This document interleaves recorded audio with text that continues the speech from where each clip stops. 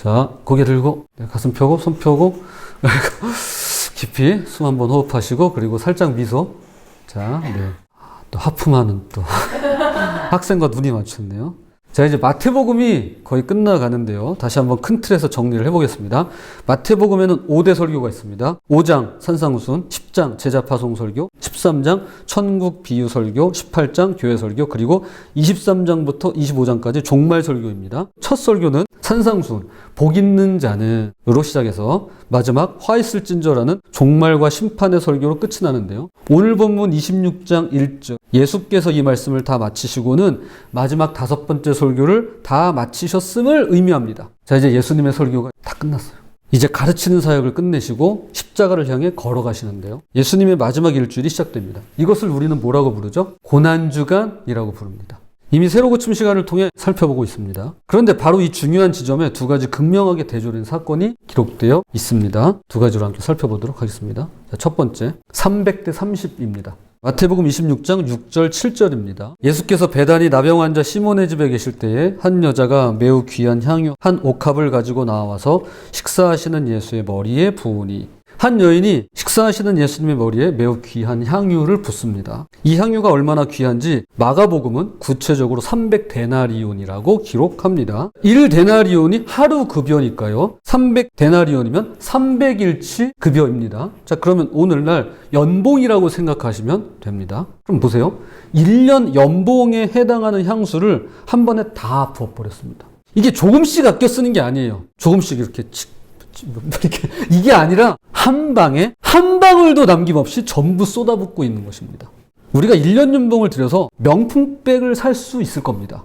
그런데 그거는 들고 다니기라고도 하죠. 지금 이거는 예수님께 선물로 드리는 것도 아니에요. 그냥 부어드리는 겁니다. 곧 사라져버릴 향기 빼고는 남는 게 없어요. 그런데 바로 다음 장면을 보면 완전히 정반대의 일이 벌어집니다. 마태복음 26장 14절 15절입니다. 그때 12 중에 하나인 가룟 유다라 하는 자가 대제사장들에게 가서 말하되 내가 예수를 너희에게 넘겨주리니 얼마나 주려느냐 하니 그들이 은 30을 달아 주거늘. 여기 은 30세겔은 120데나리온으로 넉 달치 급여입니다. 4개월 월급이에요. 자, 그런데 성경에는 이 30세겔의 액수가 가진 의미가 나옵니다. 출애굽기 21장 32절. 소가 만일 남종이나 여종을 받으면 소임자가 은 30세겔을 그의 상전에게 줄 것이요 소는 돌로 쳐서 죽일지니라. 소가 남종이나 여종을 들이받잖아요. 그러면 일을 못해요. 안 쳤으니까. 상해를 입었으니까. 그래서 4개월치 월급인 은 30세겔을 줘야 하는데 그것도 종이 아닌 누구에게 주나요? 상전에게 줍니다.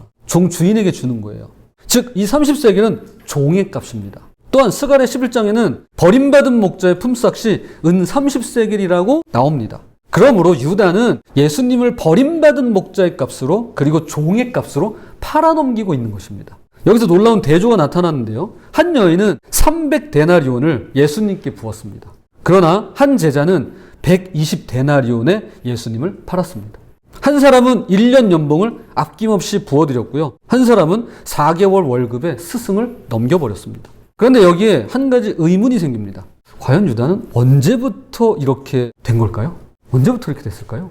이날 갑자기 예수님을 나 배신할 거야! 이런 건 아닐 테고 도대체 언제부터일까요? 평행구절인 요한복음 12장에 그 실마리가 나옵니다. 요한복음 12장 4절에서 6절입니다. 가룟 유다가 말하되 이 향유를 어찌하여 300데나리온에 팔아 가난한 자들에게 주지 아니하였느냐 하니 이렇게 말하면 가난한 자들을 생각함이 아니요 그는 도둑이라 돈꾀를 맞고 거기 넣는 것을 훔쳐 가밀어라. 같은 내용을 기록하면서 요한은 이렇게 말하는 겁니다.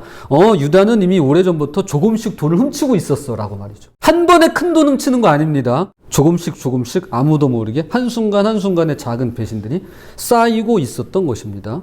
일본 소설 종이달에 보면 은행에서 일하는 성실한 여직원이 급하게 돈이 필요해요. 그래서 자신의 고객 예금에 손을 댑니다. 그러니까 먼저 돈을 빼서 쓰고는 나중에 채워넣는 방식입니다. 그런데 이걸 아무도 모르는 거예요. 정작 예금주가 나이가 많고 병환 있는 노인이라 이 사실을 이야기하러 갔다가 전혀 눈치를 못 채니까 그때부터 먼저 빼쓰고 채워넣고 하는 겁니다. 그러다가 그 다음부터는 자기 것인 양 물 쓰듯 펑펑 쓰기 시작합니다. 아니죠. 자기 것이 아니니까 그렇게 할 수 있는 거예요. 유다도 그랬을 것 같아요. 한 번이 2번 되고 2번이 3번 되면서 마침내 그는 스승을 팔아넘기는 것조차 거리낌 없이 할 수 있는 그런 사람이 돼버린 것이었습니다. 그래서 여러분 한 번이 중요한 거예요. 그래서 하지 말라고 하는 거는 다 이유가 있는 거예요. 반면에 향유를 부은 여인은 어땠을까요? 예수님을 처음 봤는데 와, 나 향유 갖다 부어야 되겠다.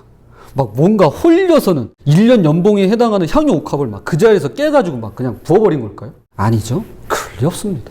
그녀 역시 한순간 한순간 예수님을 향한 마음을 키워왔을 것입니다. 마태는 그녀의 이름을 밝히고 있지 않지만 요한은 나사로의 누이 마리아라고 밝힙니다. 이 마리아는 주님의 말씀을 사모하는 것으로 유명합니다. 누가복음 10장에 남자 제자들 틈을 비집고 맨 앞에 앉아가지고는 예수님 발치에서 들을 정도로 말씀을 사모했더랬습니다. 그러니까 어느 정도로 사모했냐면 언니가 이 일로 마리아를 얼마나 못마땅하게 여겼는지 몰라요. 구박도 엄청 했을 거예요. 야 마리아 너 좀 나와봐. 아마 이거는 나와있지 않지만 이걸 했을 거예요. 근데 이게 안 되니까 예수님한테 얘기했을 거예요. 아마 예수님 아니었으면 의절했을지도 몰라요. 뭐 물론 이건 제 상상이지만 그럴 가능성도 있다. 오죽했으면 그 내용을 다 기록했을까 싶어요. 그녀는 예수님의 말씀을 들을 때마다 예수님의 사랑을 경험할 때마다 조금씩 그 마음이 자라났을 것입니다. 그래서 마침내 자신의 가장 귀한 것을 아낌없이 드릴 수 있게 된 것이죠. 그런데 여기 더 중요한 차이가 있습니다. 여인은 자기 것을 예수님께 드렸습니다. 그러나 유다는 예수님을 자기 것인 양 팔았습니다. 15절 내가 예수를 너희에게 넘겨주리니 자기 것인 양 굴어요. 마치 예수님이 자기 소유물인 것처럼 말하고 있습니다. 300데나리온과 30세겔. 겉으로 보면 큰 차이 같습니다. 아니 실제로도 큰 차이 맞습니다. 그러나 실상은 작은 선택이 쌓여서 만들어진 결과라는 것입니다. 자, 이어서 둘째로 사람은 외모를, 하나님은 중심을 보십니다. 마태복음 26장 8절 9절입니다. 제자들이 보고 분개하여 이르되 무슨 의도로 이것을 허비하느냐, 이것을 비싼 값에 팔아 가난한 자들에게 줄 수 있었겠도다 하거늘. 저는 이 장면이 매우 흥미롭다고 생각합니다. 허비하지 말고 대신 비싼 값에 팔아서 가난한 자들을 돕자는 제자들의 말이 여러분 생각하기엔 어떠세요? 틀렸나요 이게? 이게 틀린 말인가요? 저는 틀리지 않았다고 생각합니다. 이거 제 생각이에요. 여러분 생각이 어떤지는 모르겠지만 이거 완벽히 옳은 말이라고 저는 생각합니다. 이거 팔아가지고 가난한 자들에게 나눠주면 1년 연봉이에요. 그동안 할 수 없었던 많은 사람을 도울 수 있는 겁니다. 경제적, 윤리적, 사회적인 측면에서 옳은 말, 맞는 말이 틀림없습니다. 이거 대단히 바람직한 일이에요. 그런데 놀랍게도 예수님은 이렇게 옳은 말을 하는 제자들을 오히려 책망하십니다. 10절 너희가 어찌하여 이 여자를 괴롭게 하느냐. 옳은 말로 괴롭게 한다는 거예요. 제자들은 뭘 본 것이고 예수님께서는 무엇을 보고 계시는 걸까요? 잠시 제가 질문을 하나 드릴 테니까 속으로 생각해 보세요. 15살 소녀가 있습니다. 잠깐만, 우리 예배드리는 우리 학생 중에 15살 소녀가 있는 것 같아요. 15살 소녀가 있습니다. 자, 그런데 그 소녀가 지금 당장 결혼하고 싶어 한다고 생각해 보십시다. 그럼 그녀에게 어떤 말을 해줄 수 있을까요? 여러분 어떻게 이야기해 주시겠습니까? 15살 소녀가 와가지고 저 지금 당장 결혼하고 싶어요. 저 지금 결혼할 거예요. 이제 그러는 거예요. 여러분 어떻게 이야기해 주시겠습니까? 이 질문은 1980년대 초에 베를린 지혜 프로젝트라는 흥미로운 실험 중에 하나입니다. 연구원들은 지혜로운 사람에게 어떤 특징이 있을까를 알아보기 위해서 실험에 참가한 사람들에게 위의 질문을 던졌고 곧이어 대답이 크게 둘로 나뉜다는 것을 발견하게 됩니다. 첫 번째 그룹이에요. 첫 번째 반응은 안 돼! 안 돼! 절대 안 돼! 15살짜리가 결혼? 무슨 결혼? 죄송합니다. 미쳤어? 이랬는다는 거예요. 우리가 이렇게 좀 객관적으로 보면은 뭐 그렇게까지 한데 우리 애가 와가지고 그러면요 이 얘기가 나올 법하죠. 미쳤어? 이제 이렇게 되는 거죠. 자, 두 번째 반응입니다. 두 번째 그룹이에요. 이분들은 이렇게 대답한다는 거예요. 쉬운 질문처럼 보이지만 사실 쉽지가 않네요. 15살에 결혼하는 건 누구나 반대할 겁니다. 하지만 특수한 경우라는 게 있으니까 예를 들어 그녀에게 살 날이 얼마 남지 않았다던가 부모 친척 없이 이 세상에 홀로 남겨졌다던가 혹은 일찍 결혼하는 문화권에 사는 소녀일 수도 있겠네요. 무엇보다 충고하기 전에 먼저 그녀와 대화를 나눠보고 싶습니다. 그녀의 상황과 감정과 마음에 대해 알아봐야만 될 것 같아요 라고 대답했다는 거예요. 예상하시다시피 연구자들은 두 번째 반응에서 지혜의 특징을 발견했습니다. 지혜로운 사람은 이해할 수 없는 상황에서도 감정을 다스리는데요. 고정된 관점을 고집하는 대신에 상황의 맥락을 이해하는 것입니다. 그래서 대화를 나눕니다. 사실 이것은 성경이 일관되게 말씀하는 진리입니다. 사무엘상 16장 7절 여호와께서 사무엘에게 이르시되 그의 용모와 키를 보지 말라. 내가 이미 그를 버렸노라. 내가 보는 것은 사람과 같지 아니하니 사람은 외모를 보거니와 나 여호와는 중심을 보느니라 하시더라. 아멘. 이걸 이렇게 보는데 생각해 보세요. 오늘날 용모와 키 우리에게 제일 중요한 거 아닌가요? 세상은 이것만 봐요. 그런데 하나님은 나 그거 안 봐. 나는 그거 버렸어. 용모가 준수하고 키가 크다. 아니 그 사람 내가 버릴 거야. 사울 왕이죠. 그러면서 나는 중심을 봐 라고 말씀하세요. 제자들이 본 것은 300데나리온이라는 외모였습니다. 그럼 예수님께서는 무엇을 보셨을까요? 이 여인의 중심입니다. 제자들은 그녀에게 낭비를 봤고요. 예수님은 그녀의 헌신을 보셨습니다. 제자들은 가난한 자들에게 줄 기회를 받지만 예수님께서는 나의 장례를 준비하는 사랑을 보신 것입니다. 예수님은 지금이 일상적인 때가 아니라 특별한 순간임을 알고 계십니다. 곧 십자가로 가실 것을 말이죠. 그리고 이 여인의 중심을 보시며 그 마음을 알고 계신 것입니다. 마태복음 26장 11절에서 13절 가난한 자들은 항상 너희와 함께 있거니와 나는 항상 함께 있지 아니하리라. 이 여자가 내 몸에 이 향유를 부은 것은 내 장례를 위하여 함이니라. 내가 진실로 너희에게 이르노니 온 천하에 어디서든지 이 복음이 전파되는 곳에서는 이 여자가 행한 일도 말하여 그를 기억하리라 하시니라. 사람은 외모를 봅니다. 그러나 하나님은 중심을 보십니다. 주님의 시선으로 중심을 볼 수 있는 우리가 되었으면 좋겠습니다. 이제 말씀의 결론을 맺겠습니다. 사실은 되게 일찍 끝나는 거죠. 그러나 여러분 죄송하게도 결론이 좀 깁니다. 안심하기엔 이르세요. 자, 아무튼 말씀의 결론을 맺겠습니다. 저는 학교 채플 시간에 말씀을 전할 때 주로 영화를 활용합니다. 기독교인 학생이 30%인데 그중에도 하나님을 믿지 않는다고 하는 학생이 상당수 있기 때문에, 그러니까 교회는 나가지만 하나님을 믿지 않는 친구들이 있기 때문에 어떻게든 조금이라도 지루하지 않게 관심 있게 하나님 말씀을 풀어가기 위해 영화를 활용하는데요. 이런 말이 맞는지는 모르겠지만 영화 설교를 할 수 있을 것 같습니다. 몇 달 전에 조은현 구단과 이창호 구단의 바둑 영화 승부를 가지고 말씀을 전했더랬습니다. 그때 알게 된 흥미로운 내용이 있어서 잠시 나누고자 합니다. 바둑을 좋아하시는 분은 물론이고 저 어렸을 때만 해도 기원이 참 많았어요. 바둑을 두거나 배우는 학원 같은 곳이었습니다. 기본적으로 바둑의 인기가 무지하게 높았거든요. 그래서 대국이 펼쳐지면 TV방송에 나왔습니다. 한국 바둑은 1989년 이전과 이후로 나뉩니다. 당시 중국과 일본이 서로 최고라며 주장할 때 바둑 올림픽이라고 불리는 제1회 응시배가 그 해에 열렸습니다.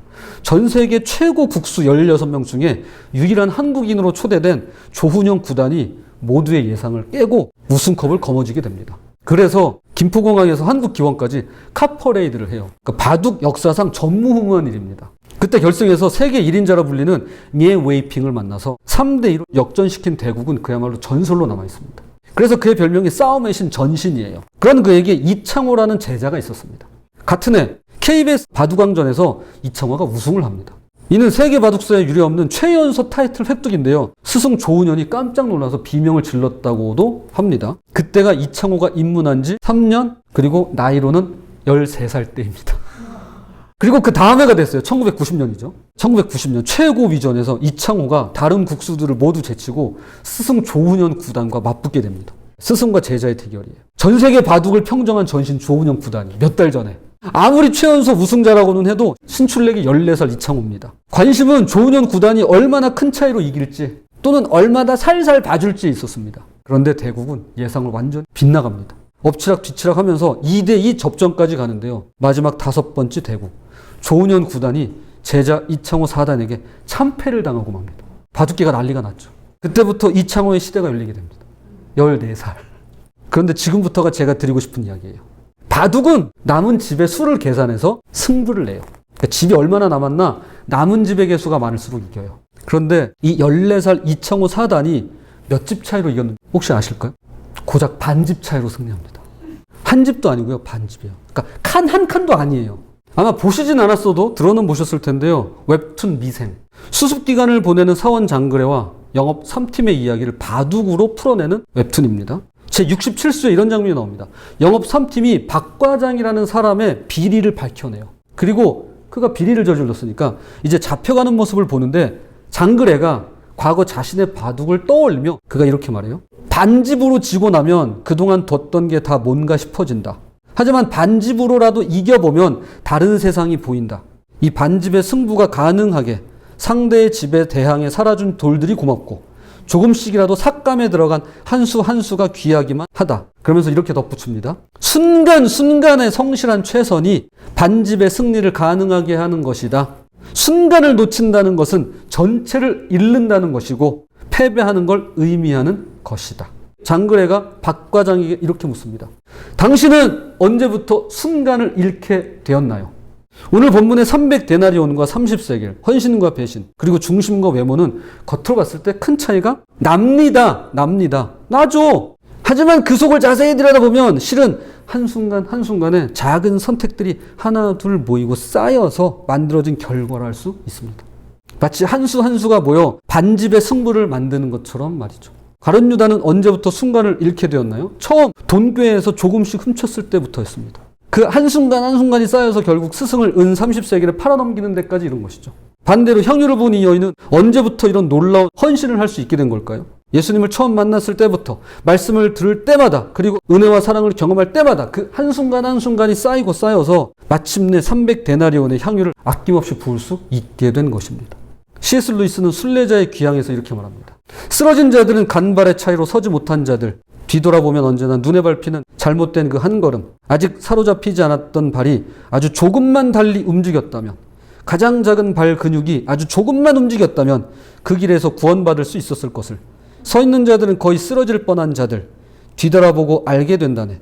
두렵고 가슴 서늘하게 자신이 사이렌의 땅을 참으로 아슬아슬하게 스치고 지나갔다는 것을, 거미줄처럼 가느다란 차이로 운명이 갈렸다는 것을, 너무나 작은 선택으로 따라온 너무나 큰 사건, 그러므로 오 인간이여 두려워하라. 오래된 두려움이 사실이 아닌지, 너무나 분명해 보이는 길을 너무 멀리 쫓아가 한 번 건너면 영원히 돌아올 수 없는 머리카락 굵기만큼의 경계를 자기도 모르게 넘지는 않았는지, 머리카락 굵기만큼 확실히 넘어버리지는 않았는지, 결국 우리는 언제나 간발의 차이로 서 있거나 또는 넘어지는 법입니다. 간발의 차이예요. 겉으로는 그렇게 보이지 않겠지만 저는 인정하지 못해요 라고 아무리 외쳐도요, 주장해도요, 자세히 들여다보면 반집 차이, 그리고 머리카락 굵기만큼이 한 장 한 장, 한 겹 쌓여서 그런 결과를 만들어내는 것입니다. 그렇다면 이것을 하나님의 시각에서 보면, 내 시각이 아니라, 여러분의 시각이 아니라 하나님의 시각에서 보면, 하나님 나라의 관점에서 보면 어떻게 될까요? 로마서 8장 37절입니다. 그러나 이 모든 일에 우리를 사랑하시는 이로 말미암아 우리가 넉넉히 이기느니라. 그렇습니다. 나 자신을 돌아보면 정말 가까스로 간신히 아슬아슬하게 지나온 것 같아요. 반집 차이로 이긴 것처럼 보입니다. 그러나 하나님께서 보실 때는 항상 넉넉히라는 것입니다. 왜일까요? 하나님께서 우리 인생의 한순간을 다 보고 계시기 때문입니다. 그 한순간을 귀하게 여기시기 때문입니다. 처음부터 끝까지 우리 한 사람을 꼭 붙들고 계시기 때문입니다. 그래서 그 한 걸음, 한 수가 모이고 쌓여서 넉넉히 이기는 귀한 순간을 만들어내는 것입니다. 이것이 복음이죠. 그리고 우리에게 이 복음이 필요한 이유입니다. 나는 나 자신을 궁극적으로 믿고 의지할 수 없지만 이런 나에게 온전히 믿고 의지할 수 있는 주님이 계시다는 진리가 나를 이끌어 가십니다. 그래서 오늘 제목이 가까스로 그러나 넉넉히예요. 우리가 돌아보면 겨우 가까스로 사는 것 같은데요, 하나님이 보실 때는 항상 넉넉히 이긴다라는 것입니다. 여러분은 무엇을 보고 계신가요? 300데나리온이라는 외모인가요? 아니면 그 뒤에 숨겨진 중심인가요? 옳은 말만 하고 계신가요? 아니면 상대방의 상황과 맥락, 그리고 그 마음을 이해하려고 하시나요? 조금씩 순간을 잃어가고 있으신가요? 아니면 한순간 성실하게 최선을 다하고 계신가요? 여인은 2000년이 지난 지금까지도 기억되고 있습니다. 유다 역시 2000년이 지난 지금까지도 기억되고 있습니다. 똑같이 기억되고 있습니다. 그러나 반집 차이처럼 보이지만 그 차이는 영원을 갈랐습니다. 부디 한순간을 소중히 그리고 성실히 살아가며 가까스로 살아가지만 주님과 함께 넉넉히 이기는 저와 여러분이 되시기를 주님의 이름으로 부탁을 드립니다.